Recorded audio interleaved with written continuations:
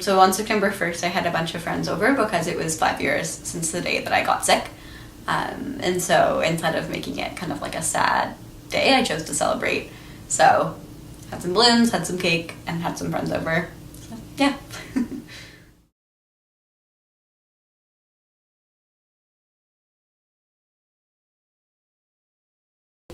My name's Ali, and I'm a law student at Osgoode. Accessibility matters because if things aren't accessible, you're leaving out a huge subset of the population. For me, one of the biggest ones has been snow removal. So in the winter, the amount of snow that people can walk on is very different than the amount of snow a wheelchair can easily traverse through. So I had a lot of trouble last year, particularly in the areas around residence. Osgoode is literally right across the street from me, but there would be some days I couldn't get to class independently because the snow wasn't cleared well. So this whole street here is York, but then there's like probably a 20-foot area between where these residences end and the lights up there. That's technically City of Toronto property, and York won't clear that because it's not their property. But the City of Toronto will only clear it within 3 days. And so then there would be some days when I would get to that part and it was just covered in snow, and so I couldn't get to class.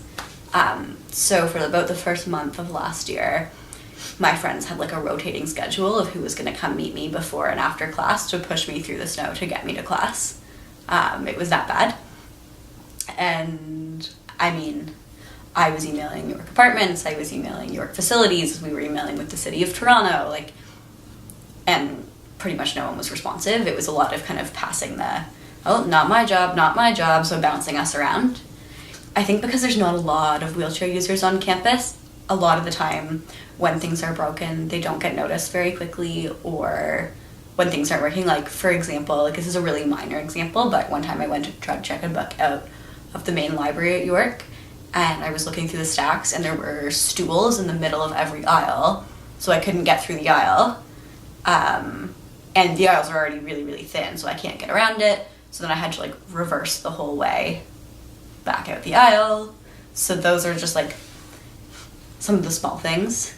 At Osgoode, sometimes the accessible door will lock and I'll just get stuck outside the building and have to call friends to come let me in. Accessible buttons, things like that, the buttons you press to open the doors. Those either break or don't work or don't exist for a lot of rooms, a lot of buildings. I would joke with friends last year and even this year that it seemed like every other day there was a new accessibility problem on campus. So I think it's in an academic setting especially, accessibility issues can be really isolating.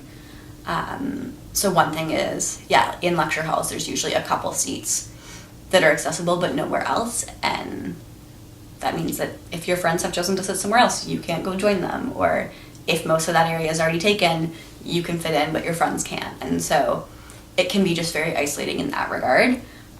A lot of people think that it's accessible if there's just a way in. When you go to university institutions, when you talk to accessibility services at universities, they want to fit you into these little boxes and say, okay, this is what you're like, this is what you must need. And so I think having a more holistic picture of what that can look like would be beneficial especially from kind of the academic and classroom accommodation side of things. The way I've described it to people is Osgoode has been decently reactive when I bring up problems, but I think then the next hurdle to jump is being proactive about accessibility issues and not waiting for disabled students to bring them up, but seeking them out and changing them without that step. I have a chronic illness that causes significant fatigue, so I have this unique set of needs that don't necessarily fit in one of their boxes, and so a lot of the times they don't know how to deal with things that aren't on their list already, or that they aren't used to dealing with. If you can't even get in the door, nothing else really matters. Mm-hmm.